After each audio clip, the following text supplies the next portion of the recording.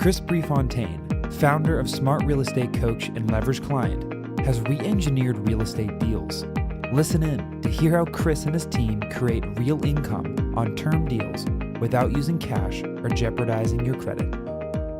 Welcome back to the Leverage webinar and podcast series. Today we have a very special guest, friend and client, Chris Prefontaine. Chris is the CEO of Smart Real Estate Coach. He's a best-selling author, mentor, coach. He does live events and has been in the real estate industry for over 20 years. Did I miss anything, Chris? That's it. You hit it. Cool. Well, thanks for joining me today. Oh, it's good to be on. So can you for everyone listening, can you just tell us a little bit more about your background? How did you get it? And so one question I had that I noticed on your website, you mentioned that you can invest in real estate with basically hardly any money. So that's something I definitely want to pick your brain about and learn more about. Yeah, sure. So I'll give you kind of the 10,000 foot view. As you said, I've been at it 25, probably 27 years now. But what happened in 2008, probably no surprise to a whole bunch of people with the debacle. We were forced to re-engineer the business because at the time we had signed on loans, over leveraged properties. So many people went through this. So we said, all right, what can we do to re-engineer the entire business? And that was, don't sign on bank loans, don't pledge your credit, don't use your own cash. And so we buy everything now on terms, meaning lease purchase, owner financing, things like that. So it does not require cash, capital, credit, bank loans, risking personal situations, none of that. That started in like 2012 or 13. And to this day, we run a business with my son-in-law, and daughter. And we buy 2 to 4 homes a month here in our company. And then we teach the same exact thing and do them all around the country. So we do about 10 a month total. Wow. And how did you get into real estate in the first place? Kind of like, what's your backstory? Yeah, I grew up in a family company that had nothing to do with real estate, actually. But my dad would build buildings for the distributorships that he had. And so I got a taste for real estate, and then he'd have those buildings, the company rather, rent those buildings from him.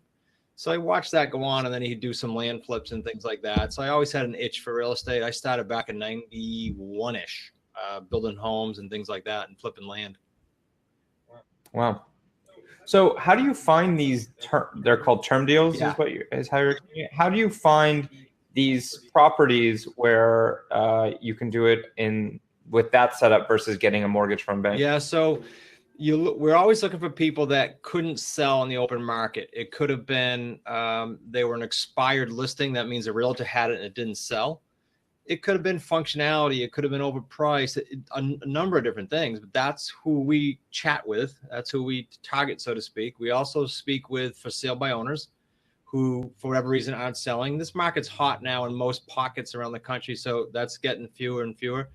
But we have virtual assistants just call these different properties and then give us only the people that want to talk to us. So we're spending high quality time only speaking with people that want to speak with us. Interesting. So, if I'm understanding this, someone was, you have these leads of people that at some point recently wanted to sell a house and that they didn't for whatever reason.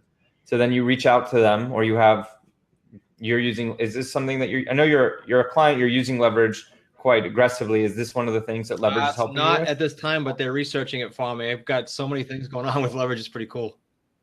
Yeah, so I'm love to talk more about that too. But so you have these leads that are warm leads, and then they're contacting people that were unsuccessful to sell their house, and you're offering them an alternative or another option how they can sell their house, and it's under some different set of rules. So does this also avoid the broker fees? Oh, yeah. Since you're going good point. directly. So this is for people that want to get all the money they can out of their property, but don't need it today. If they need it today, they usually have to go the conventional route, pay the broker, probably take less money. So if people can wait on their cash, on their equity, this is perfect. Every other scenario works. So, but is it risky though that they like, do they have some credit risk with the people that they're selling it to, since it's not, since, there's not a bank in between? You could say, yeah, I mean, look, we have an A+ rating with the BBB, but are there some people out there that probably do this or try to do this without having a little backbone and experience? I'm sure. And is it risky for them if they're doing a lease purchase? Not entirely, because they still own the house. If they're doing owner financing where they're giving up title to their home and someone defaulted, sure, they could call that risky. But we've got, at any one time, Nick, around 50 to 60 properties that we have waiting for cash out. So some come in, some get sold off each month. So we're always managing around 50 plus. What are all the different ways you can set this up? So you mentioned lease to buyout. So I'm guessing what that means is you enter a contract with someone. It's you're basically renting, but all the money that they collect, it's kind of like I guess like when you rent a car and at the end of the lease you can buy the car. Is that what you're saying people do with house? Very similar. So we'll tie the property up on a contract with a lease purchase or an owner financing on our end as the buyer. We will then turn around and sell it to a rent-to-own buyer. So they're going to come in and pay us. I'm going to take that, let's say $2,000 in. I'm going to pay the mortgage or the lease payment to the seller, say $1,500, and I'm going to keep that spread. I'm also going to, as the buyer, take all of the principal pay down that's happening on that property from when I start it to when I cash it out. So it's just like I own it. I'm getting the benefit of the mortgage pay down. And then, of course, I put a premium on the house at the end. So every time we do a deal, we're creating 3 different paydays, which is nice cash flow. Wait, I want to make sure I understand. Yeah. So you go to someone looking to sell a house, you do a lease to purchase with them, and say that's $1,500 a month. That was your example? Yeah. Then you find another person that wants to do also a lease to purchase on the buying side, and you're in the middle. And you're standing kind of in the middle between another buyer and the seller, and you have like 2 lease to purchase deals where you're the middleman. You're exactly right. So we call it, in that technique, we call it a sandwich lease. We're in the middle. Right. So you're just arbing. You're just doing. You're making the spread between those 2 things. Yeah, and to do that legally, because if there's licensed realtors that could do this without this, but we're not licensed on purpose now. So what do? We put it under contract. We have equitable interest. Then we can go rent to own. So you never, in that situation, you don't ever own the properties, right? You're just collecting some monthly payment for basically the service of connecting some other person to this buyer for a lease to purchase. Close. So here's how that works. So we collect, when I said 3 paydays, here's how that works to answer the question. We take a non-refundable down payment from our buyer that has been pre-qualified to say, hey, they might have had some credit headaches, but here's their plan. They're going to be mortgage ready in a year or 2 or whatever it is. So we take a non-refundable upfront down payment. That's payday number 1. Do you have to give also a non-refundable down payment to the person you're buying it from? No, good question. No, we don't. It would be very rare for us to give them anything. There's a few exceptions, if they're on dire straits or something. Yeah, but the interest rates are so low nowadays. What do you do with that deposit that's so valuable for you? Are you just using it to reinvest? Yeah. So that's our cash flow. And then the difference between, in our example, you and I use the $1,500 to $2,000. That's payday number 2. That's every month. And then when it gets cashed out, we have payday number 3, which is the difference between what we tied up for and what we sold it for, plus the principal pay down that occurred. Now, what's the risk? Like, would it be a risk that the person that you're trying to whatever you call this term, I don't even know the term, but the person on the other side, not the seller, but the other person doing the lease to buy, say they decide not to buy. I guess there's no, because you have the option ultimately to buy it if you want to from the seller. Correctly.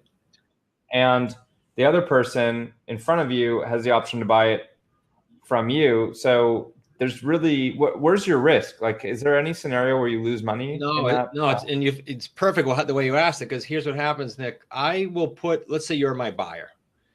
I would only put you in there after you're pre-screened to say, okay, Nick had some challenges, but he's going to be mortgage ready by 2 years. I might have a term of 3 years. So it gives me a buffer. And so if you do have a hiccup or 2, I have time to either resell it or to help you get fixed with your financing, because I have a buffer built in between the two terms. Does that make sense? Mm-hmm. Right. And what if they like go into the house as a renter and they completely mess up the house and the value of the damage is more than the deposit? Okay, so and they leave for some reason, like they have a life event, you mean? That's on us. That's not on the seller, but I'm just trying to think through all the risks involved with. Yeah, it's perfect. So that describes kind of a renter, right? That's a renter life, landlord life. Well, so we get it once. I'll tell you how many. We get probably 1 to 3 of those per year out of 40 or 50. Really? Yeah, because they're putting up skin in the game.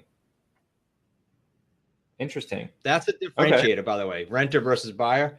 Buyer has credit challenges or needs seasoning as a self-employed, just needs time. Renter mentality. They might trash the house. So we don't do renters, only buyers that need time. And you teach people how to be the middleman in these types of deals and take that, in this example, $500 a month as a business? Yeah, I mean, we have people all over the country that we actually do the deals with, help call their sellers, help call their buyers. And those 3 paydays, I should have said this, they average right now about 75 grand. So every time we put together a deal, that's our average right now, 75,000 for all 3 paydays. Pretty cool. How much of that's profit though? That's all profit. Well, they got to run the business, right? So someone doing 1 or 2 deals a month is running at an overhead of about 550 to 1,000 a month, because you just need some virtual assistants. You need a phone system. You know, it's basic stuff. Huh. Well, I have a virtual assistant company. Maybe we should be having some side leverage real estate. Bingo.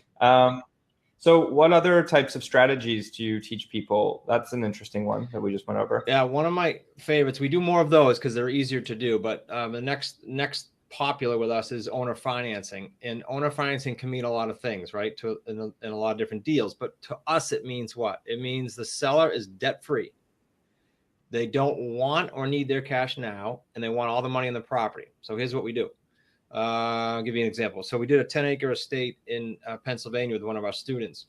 Gentleman had to leave. It was like November timeframe. He had to leave to go be with his kids for Thanksgiving in Texas. So it was a relo. He couldn't sell it in the open market. I think it was like $450. So time's ticking. He's got to leave. He met us and we said, look, we'll give you the whole $450. You won't have to pay a realtor. You were gonna, but we're going to make monthly payments of $1,540, I think it was, for 3 years. And those payments are principal only. There's the key, not interest. We're going to pay you full price, but we're paying you principal payments. So the seller's not claiming any interest income, but we are getting hammered down that principal. And those are great deals. And whenever you find one of those, there's a 6-figure deals every time. And then what? And then after 3 years, it goes to what interest rate? Prime plus something? No, we have to balloon it out. So we put in a tenant buyer that gets pre-qualified to say somewhere between 1 and 2 years, they're going to be able to cash us out, leaving that extra year buffer in case we have a hiccup. Gotcha. So you're like basically getting a mortgage at like a 0% interest for 3 years. Yeah, and no bank and no credit signing, personally, no nothing. Huh. And so what would you do after the 3 years? I didn't get that. You would try to resell it or put someone in? Yeah, so let's say I structured a 3-year term with this gentleman, which we did. We found a tenant buyer that after we got him pre-screened by our company who pre-screens, said they'll get financing within 24 months if they stick to their plan. So now we got a year buffer on top of when we're supposed to balloon it and when our buyer is supposed to cash it out. So that gives us a real buffer for a calendar. And what do you mean by ballooning? Let's say we bought it for $450. I think that was the exact number. You take how many payments we made of $1,540 each month. Those are all principal. So those come off of the $450. So you're at like $56,000 or something at the end of 3 years, something like that. So we owe whatever's the balance left, and then the buyer locked in their price. They don't get any principal pay down, so we got a $100-something grand at the end of that deal. Interesting. All right. What other strategies do you have? The third one, those are the two main ways. The third way we buy on terms is called subject to existing financing. This is the other 2 methods I gave you. Could be someone that's caught financially or hurting in some way, or it could be someone that, like I said, is debt-free and they're perfectly fine. The third way, subject to existing financing, is typically when they need debt relief tomorrow because I'm buying their home. I'm going to take over the existing mortgage. It's going to stay in their name though. So they're giving up the deed, but the mortgage is staying in their name. and we're going to make monthly payments on that just as if we own it, only we never had to go apply for a loan. At some point in the future, no clock ticking on this term-wise, we will cash that loan out when we get our buyer finance, but there's no rush. There's no end date on that one. And this is for people that have credit issues? If they're selling like that and they're willing to give up the deed and keep the loan in their name, they're usually someone that I did one recently. The guy got custody of his grandson and just wanted to leave. He went out west. He said, I'm packed, ready to go. Come get my house. So we went and did a quick closing with our attorney, literally got the deed to his house, and he's gone. I've made payments on his house for a couple of years, but I own the house. Now, does the strategy change, one, if it's a land deal versus a property deal, like a house or a commercial? And two, does the strategy change state by state based on tax law? Okay, very good. So on land, you can do owner financing on land. You could, in theory, do lease purchase on land. We don't focus on it. There are guys out there that do that, people out there that do that. State by state, not so on interest laws, more so on there are some small nuances in a few different states relative to sandwich leases. And I'll give you two examples. Texas, you can't do a sandwich lease. You can buy the ways I said, and you can exit a different way, and we can talk about it if you want, but you can't be in the middle of a sandwich. They don't allow it in Texas. It's the only state right now. In North Carolina, when you put a tenant buyer in the home, the rent-to-own buyer, they're allowed a 3-day right of rescission, like a refinance with a bank. You can change your mind within 3 days and get your deposit back. Little nuances like that our students have to know about if they're in certain states. That's all. Nothing major. Interesting. So what's next with your company? I mean, you're doing the coaching. You have the live event that I'm speaking at in September in Rhode Island, right? Which excited for that. What's the website for people interested in that conference? smartrealestatecoach.com, and they'll see the event and the webinar and everything right on there. Awesome. So what else are you working on, or what's next in your business? Yeah. So what the transition we took about a year ago is my son-in-law and daughter Kayla took over the buying and selling. So they run that entirely now. With the coaching, our next step is to continue to expand in the different states that we're not currently in throughout the U.S. And then next year, start doing the exact same thing in Canada. And what's your process for finding these deals? New associate, new students, or the deals in general? The deals like for these homes that couldn't sell in the open market. How are you finding them? What's the process? Like, I'm wondering, I'm always thinking of how to automate something. So I'm wondering, maybe there's a way to automate this, building web scrapers or something, and having our dev team build a web scraper and finding automatically. I would love to hear more about that. Yeah. And have you speak with the team. Because right now, here's what they do. There's a person that calls on the expireds listings that didn't sell. There's a person that calls on the for sale by owners. That could probably be more efficiently done. And then if the person or persons say they are interested in some type of a sale, then our team, in this case, my son-in-law, Zach, will call them. It's somewhat archaic. I mean, it's just basic phone calls. We have automated the expireds to do voice broadcasts, and that way the ones that call back are the only, the highly interested ones. We've automated that a touch. All right. Well, we can talk more offline about this, but maybe there's a more clever way to find these. I'll lean on you for that one. Yeah. Now all I can think about is that. All right. Very, very, very cool. So, and is it any type of property, commercial, residential, doesn't matter? We focus on residential, Nick, just because as we grew, it was a focus and a values issue, but they can do it on commercial. I did a 6-unit and a 4-unit, and I did them both owner financing, principal only, no money down. And one of them I did in my IRA. So if you picture this, you put a $500 deposit down to make it a legitimate in your IRA. That's closing is happening in 4 weeks. I just sold it. And there's $126,000 going into my IRA. I took out $500. It's all in terms. So you plow it back into IRA, tax free. That was a 6-unit.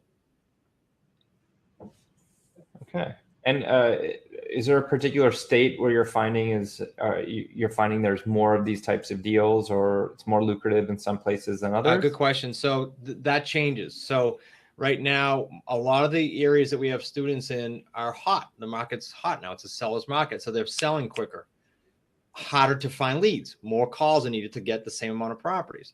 In Pennsylvania, off the top of my head, not really so hot anymore. He's still just literally picking as many deals as he could get his hands on. Washington, D.C. I thought, okay, that's a hot market. That's a transit market. Maybe we won't be busy. Well, our top students there right now doing all kinds of deals, and they're all like 100 grand and up because they're higher end. Changes. Interesting. So how does the coaching program work? Coaching's I have a very streamlined funnel, if you will, because there's a ton of people out there in general selling stuff, right? I mean, and then they're not doing deals, they're just selling stuff. So because we're in the trenches every day, here's our path. Somebody goes through a very simple, content-rich free webinar for an hour or so with me. Then they can buy the home study program, so they're not jumping on a plane or spending all kinds of money at a hotel. They just go through all the modules online. They own it now for life. They own it. Once they do that, they can go do deals on their own, or they can apply, because we do it by application only, to be what we call an associate. Those are the people we lock arms with and we do deals with around the country.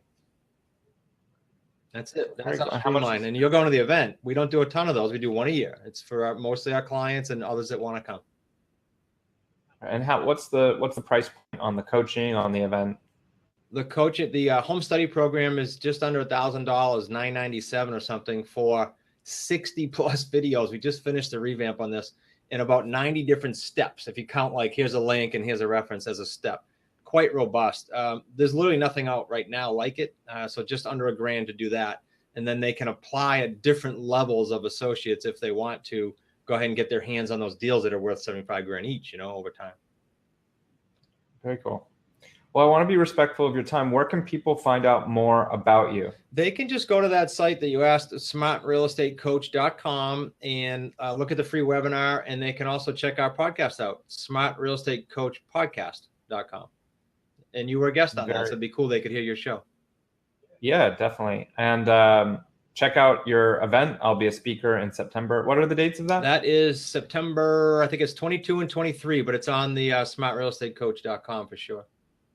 Cool. And I'm excited to talk offline about how we can automate getting some of these leads in. For sure. I know you can help, because I looked before we get on, 1, 2, 3. I got about 8 or 9 active projects with you guys now, and that's not even scratching the surface, I'm sure, without you getting your head around it. Yeah. I mean, maybe we just pivot and we're just like a real estate, virtual real estate. All right. Well, thanks a lot for your time, and see you in September. Yeah. Thanks for having me on. Look forward to seeing you, Nick. All right. Bye. All right. So that will be the end of the podcast. Anyone live right now have a question? No?